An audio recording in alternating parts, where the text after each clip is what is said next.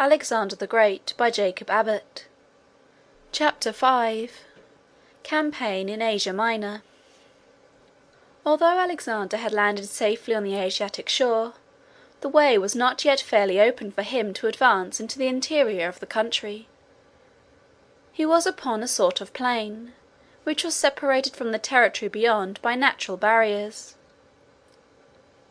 On the south was a range of lofty land called Mount Ida. From the northeastern slopes of this mountain there descended a stream which flowed north into the sea, thus hemming Alexander's army in. He must either scale the mountain or cross the river before he could penetrate into the interior.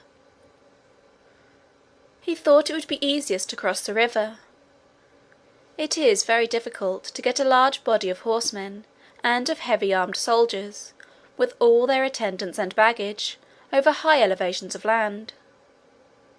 This was the reason why the army turned to the northward after landing upon the Asiatic shore. Alexander thought the Granicus less of an obstacle than Mount Ida. It was not a large stream, and was easily fordable.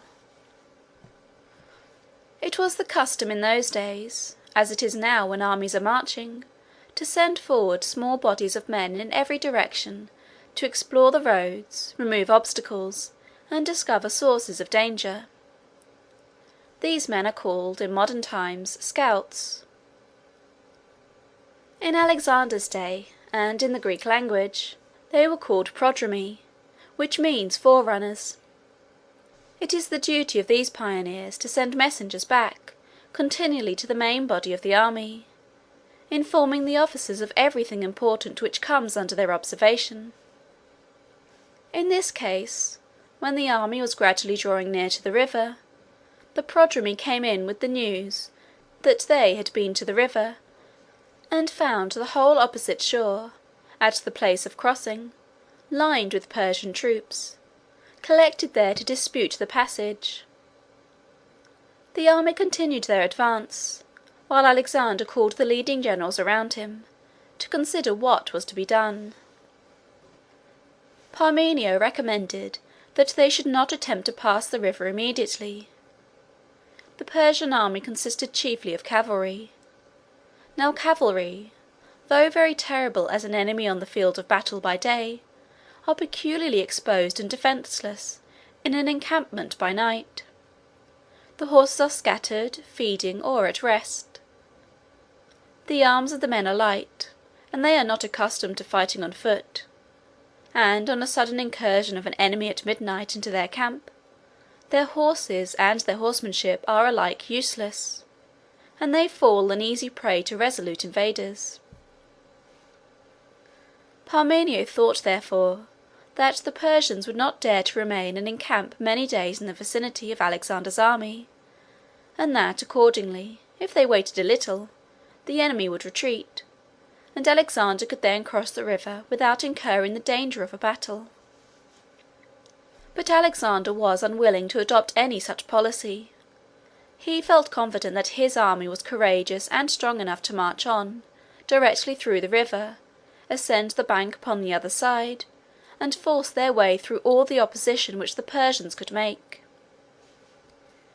He knew, too, that if this were done it would create a strong sensation throughout the whole country, impressing everyone with a sense of the energy and power of the army which he was conducting, and would thus tend to intimidate the enemy and felicitate all future operations. But this was not all. He had a more powerful motive still for wishing to march right on, across the river, and force his way through the vast bodies of cavalry on the opposite shore, and this was the pleasure of performing the exploit. Accordingly, as the army advanced towards the banks, they manoeuvred to form in order of battle, and prepared to continue their march as if there were no obstacles to oppose them. The general order of battle of the Macedonian army was this. There was a certain body of troops, armed and organized in a peculiar manner, called the phalanx. This body was placed in the centre. The men composing it were very heavily armed. They had shields upon their left arm, and they carried spears 16 feet long and pointed with iron, which they held firmly in their 2 hands, with the points projecting far before them. The men were arranged in lines, one behind the other, and all facing the enemy. 16 lines, and 1,000 in each line, or, as it is expressed in military phrase, 1,000 in rank and 16 in file, so that the phalanx contained 16,000 men. The spears were so long that when the men stood in close order, the rear ranks being brought up near to those before them, the points of the spears of 8 or 10 of the ranks projected in front, forming a bristling wall of points of steel, each one of which was held in its place by the strong arms of an athletic and well-trained soldier. This wall, no force which in those days could be brought against it, could penetrate. Men, horses, elephants, everything that attempted to rush upon it, rushed only to their own destruction. Every spear, feeling the impulse of the vigorous arms which held it, seemed to be alive, and darted into its enemy, when an enemy was at hand, as if it felt itself the fierce hostility which directed it. If the enemy remained at a distance, and threw javelins or darts at the phalanx, they fell harmless, stopped by the shields which the soldiers wore upon the left arm, and which were held in such a manner as to form a system of scales, which covered and protected the whole mass, and made the men almost invulnerable. The phalanx was thus, when only defending itself and in a state of rest, an army and a fortification all in one, and it was almost impregnable. But when it took an aggressive form, put itself in motion, and advanced to an attack, it was infinitely more formidable. It became then a terrible monster, covered with scales of brass, from beneath which there projected forward 10,000 living, darting points of iron. It advanced deliberately and calmly, but with a prodigious momentum and force. There was nothing human in its appearance at all. It was a huge animal, ferocious, dogged, stubborn, insensible to pain, knowing no fear, and bearing down with resistless and merciless destruction upon everything that came in its way. The phalanx was the centre and soul of Alexander's army. Powerful and impregnable as it was, however, in ancient days, it would be helpless and defenceless on a modern battlefield. Solid balls of iron, flying through the air with a velocity which makes them invisible, would tear their way through the pikes and the shields, and the bodies of the men who bore them, without even feeling the obstruction. The phalanx was subdivided into brigades, regiments, and battalions, and regularly officered. In marching, it was separated into these its constituent parts, and sometimes in battle it acted in divisions. It was stationed in the centre of the army on the field, and on the 2 sides of it were bodies of cavalry and foot soldiers, more lightly armed than the soldiers of the phalanx, who could accordingly move with more alertness and speed, and carry their action readily wherever it might be called for. The troops on the sides were called the wings. Alexander himself was accustomed to command one wing, and Parmenio the other, while the phalanx crept along slowly but terribly between. The army thus arranged and organized advanced to the river. It was a broad and shallow stream. The Persians had assembled in vast numbers on the opposite shore. Some historians say there were 100,000 men, others say 200,000, and others 600,000.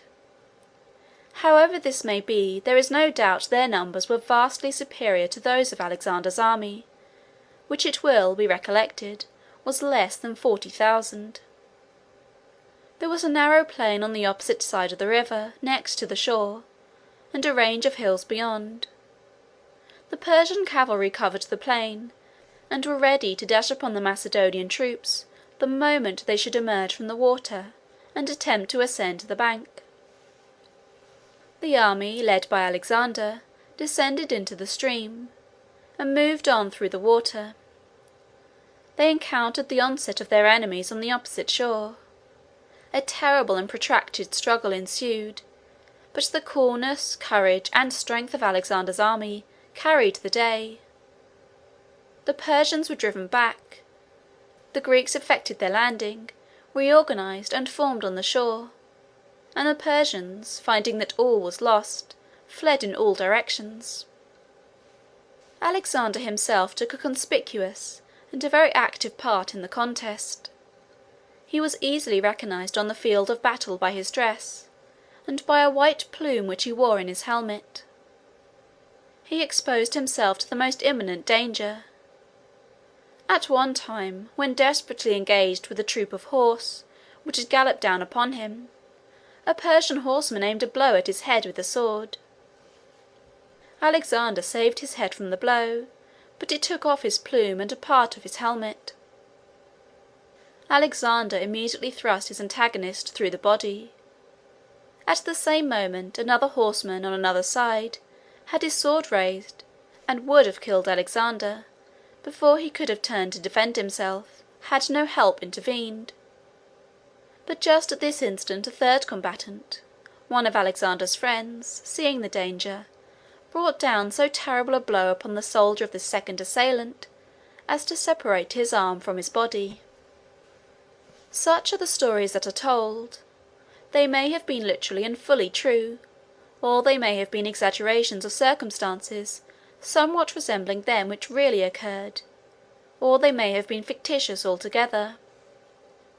Great generals, like other great men, have often the credit of many exploits which they never perform.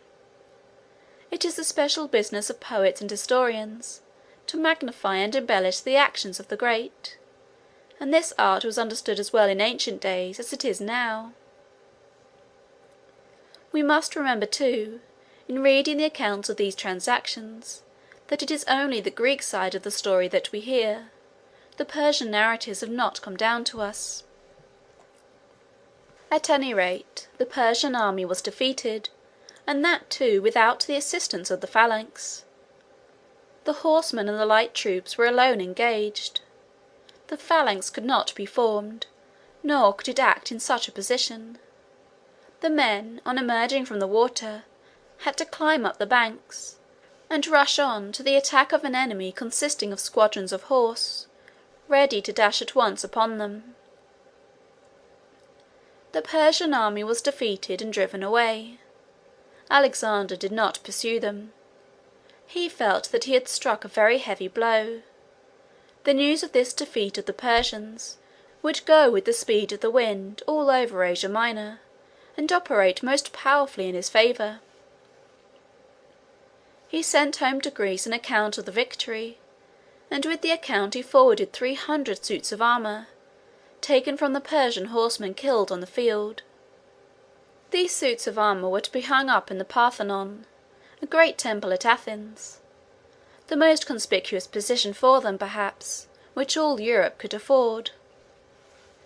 The name of the Persian general who commanded at the battle of Granicus was Memnon. He had been opposed to the plan of hazarding a battle. Alexander had come to Asia with no provisions and no money. He had relied on being able to sustain his army by his victories.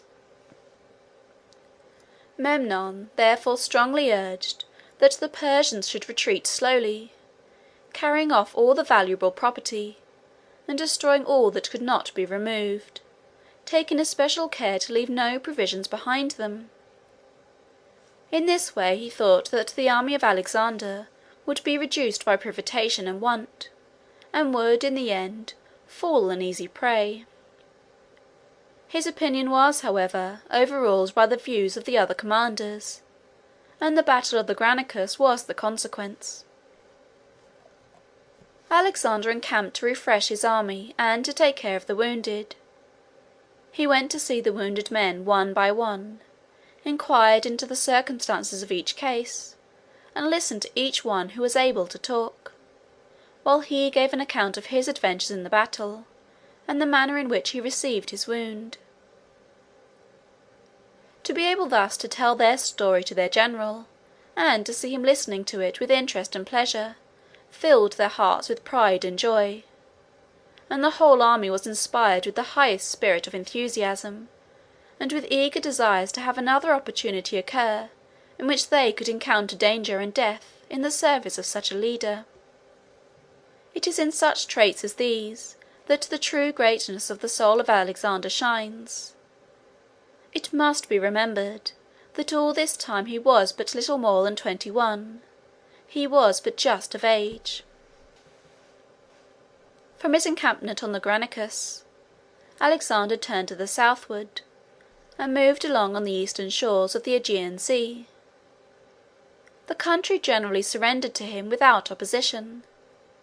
In fact, it was hardly Persian territory at all. The inhabitants were mainly of Greek extraction, and had been sometimes under Greek and sometimes under Persian rule.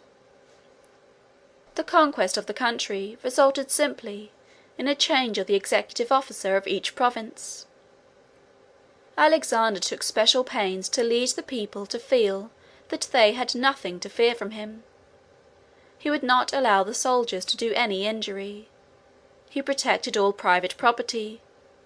He took possession only of the citadels and of such government property as he found there, and he continued the same taxes, the same laws, and the same tribunals as had existed before his invasion. The cities and the provinces accordingly surrendered to him as he passed along, and in a very short time all the western part of Asia Minor submitted peacefully to his sway. The narrative of this progress, as given by the ancient historians, is diversified by a great variety of adventures and incidents, which give great interest to the story, and strikingly illustrate the character of Alexander and the spirit of the times. In some places there would be a contest between the Greek and the Persian parties before Alexander's arrival. At Ephesus, the animosity had been so great that a sort of civil war had broken out. The Greek party had gained the ascendancy, and were threatening a general massacre of the Persian inhabitants. Alexander promptly interposed to protect them, though they were his enemies.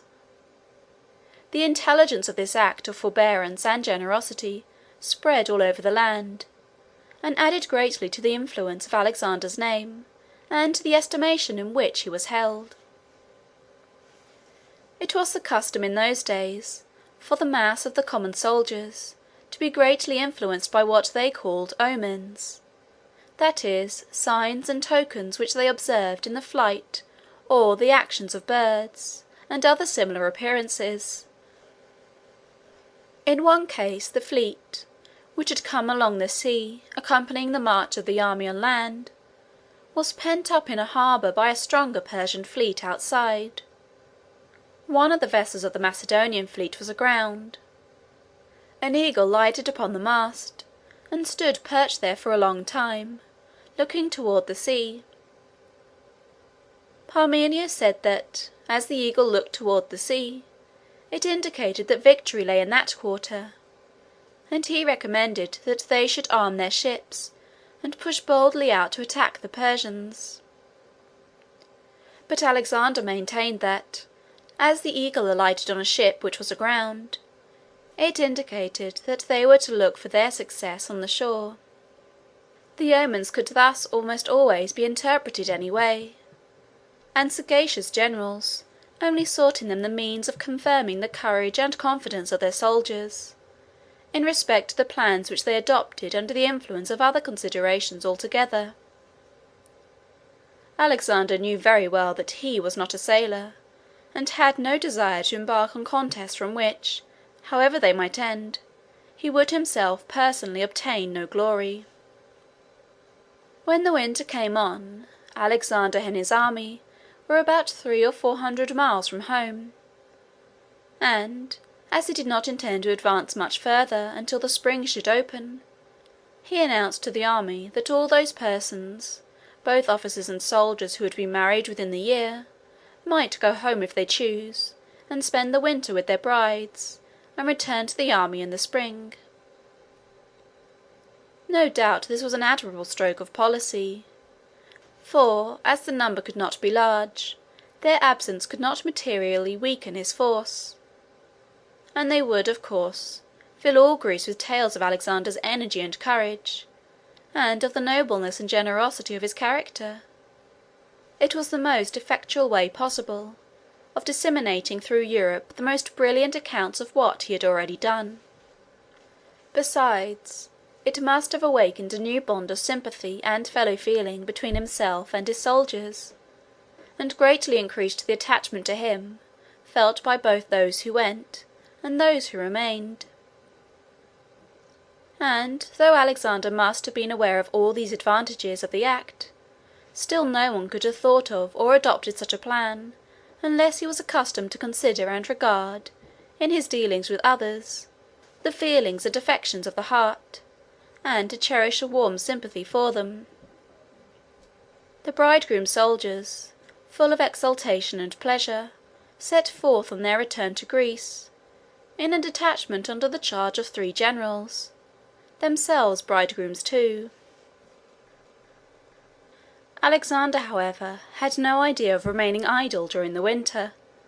He marched on from province to province, and from city to city, meeting with every variety of adventures.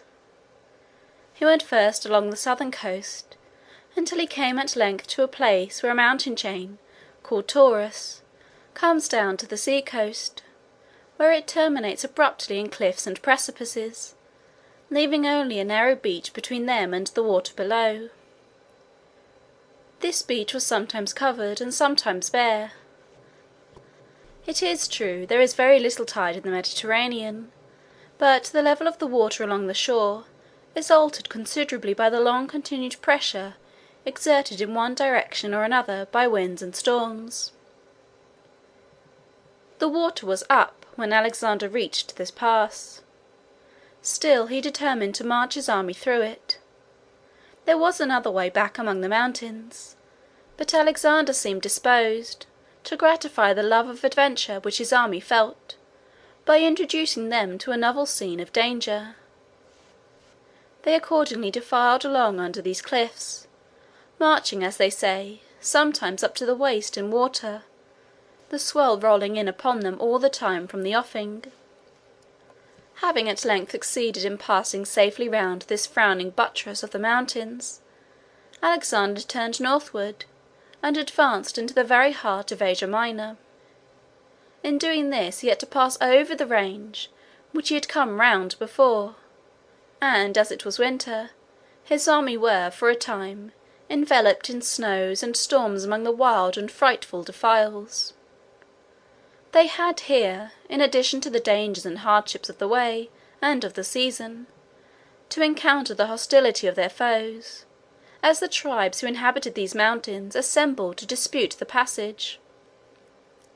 Alexander was victorious, and reached a valley through which there flows a river, which has handed down its name to the English language and literature. This river was the Meander. Its beautiful windings through verdant and fertile valleys were so renowned, that every stream which imitates its example is said to meander to the present day. During all this time, Parmenio had remained in the western part of Asia Minor, with a considerable body of the army. As the spring approached, Alexander sent him orders to go to Gordium, whither he was himself proceeding, and meet him there. He also directed that the detachment which had gone home should, on recrossing the Hellespont on their return, proceed eastward to Gordium, thus making that city the great rendezvous for the commencement of his next campaign. One reason why Alexander desired to go to Gordium was that he wished to untie the famous Gordian knot. The story of the Gordian knot was this. Gordius was a sort of mountain farmer. One day he was ploughing, and an eagle came down and alighted upon his yoke, and remained there until he had finished his ploughing. This was an omen, but what was the significance of it? Gordius did not know, and he accordingly went to a neighbouring town in order to consult the prophets and soothsayers.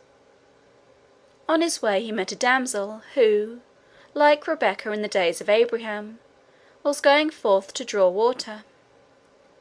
Gordius fell into conversation with her, and related to her the occurrence which had interested him so strongly.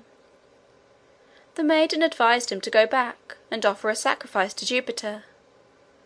Finally she consented to go back with him and aid him. The affair ended in her becoming his wife, and they lived together in peace for many years upon their farm. They had a son named Midas. The father and mother were accustomed to go out sometimes in their cart or wagon, drawn by the oxen, Midas driving. One day they were going into the town in this way, at a time when it happened that there was an assembly convened, which was in a state of great perplexity on account of the civil dissensions and contests which prevailed in the country. They had just inquired of an oracle what they should do. The oracle said that a cart would bring them a king, who would terminate their eternal broils. Just then Midas came up, driving the cart in which his father and mother were seated. The assembly thought at once that this must be the cart meant by the oracle, and they made Gordius king by acclamation. They took the cart and the yoke to preserve as sacred relics, consecrating them to Jupiter, and Gordius tied the yoke to the pole of the cart by a thong of leather, making a knot so close and complicated that nobody could untie it again. It was called the Gordian knot. The oracle afterwards said that whoever should untie this knot should become monarch of all Asia. Thus far nobody had succeeded. Alexander felt a great desire to see this knot, and try what he could do. He went accordingly into the temple where the sacred cart had been deposited, and after looking at the knot, and satisfying himself that the task of untying it was hopeless, he cut it to pieces with his sword. How far the circumstances of this whole story are true, and how far fictitious, no one can tell. The story itself, however, as thus related, has come down from generation to generation in every country of Europe, for 2000 years, and any extrication of oneself from a difficulty by violent means has been called cutting the Gordian knot to the present day. At length the whole army was assembled, and the king recommenced his progress. He went on successfully for some weeks, moving in a southeasterly direction, and bringing the whole country under his dominion, until at length, when he reached Tarsus, an event occurred which nearly terminated his career. There were some circumstances which caused him to press forward with the utmost effort in approaching Tarsus, and as the day was warm, he got very much overcome with heat and fatigue. In this state he went and plunged suddenly into the river Cydnus to bathe. Now the Cydnus is a small stream, flowing by Tarsus, and it comes down from Mount Taurus at a short distance back from the city. Such streams are always very cold. Alexander was immediately seized with a very violent chill, and was taken out of the water shivering excessively, and at length fainted away. They thought he was dying. They bore him to his tent, and as tidings of their leader's danger spread through the camp, the whole army, officers and soldiers, were thrown into the greatest consternation and grief. A violent protracted fever came on. In the course of it an incident occurred which strikingly illustrates the boldness and originality of Alexander's character. The name of his physician was Philip. Philip had been preparing a particular medicine for him, which, it seems, required some days to make ready. Just before it was presented, Alexander received a letter from Parmenio, informing him that he had good reason to believe that Philip had been bribed by the Persians to murder him during his sickness, by administering poison in the name of medicine. He wrote, he said, to put him on his guard against any medicine which Philip might offer him. Alexander put the letter under his pillow, and communicated its contents to no one. At length, when the medicine was ready, Philip brought it in. Alexander took the cup containing it with one hand, and with the other he handed Philip the communication which he had received from Parmenio, saying, "Read that letter." As soon as Philip had finished reading it, and was ready to look up, Alexander drank off the draught in full, and laid down the cup with an air of perfect confidence that he had nothing to fear. Some persons think that Alexander watched the countenance of his physician while he was reading the letter, and that he was led to take the medicine by his confidence in his power to determine the guilt or the innocence of a person thus accused by his looks. Others suppose that the act was an expression of implicit faith in the integrity and fidelity of his servant, and that he intended it as a testimony, given in a very pointed and decisive, and at the same time delicate manner, that he was not suspicious of his friends, or easily led to distrust their faithfulness. Philip was, at any rate, extremely gratified at the procedure, and Alexander recovered. Alexander had now traversed the whole extent of Asia Minor, and had subdued the entire country to his sway. He was now advancing to another district, that of Syria and Palestine, which lies on the eastern shores of the Mediterranean Sea. To enter this new territory, he had to pass over a narrow plain, which lay between the mountains and the sea, at a place called Issus. Here he was met by the main body of the Persian army, and the great battle of Issus was fought. This battle will be the subject of the next chapter. End of chapter 5.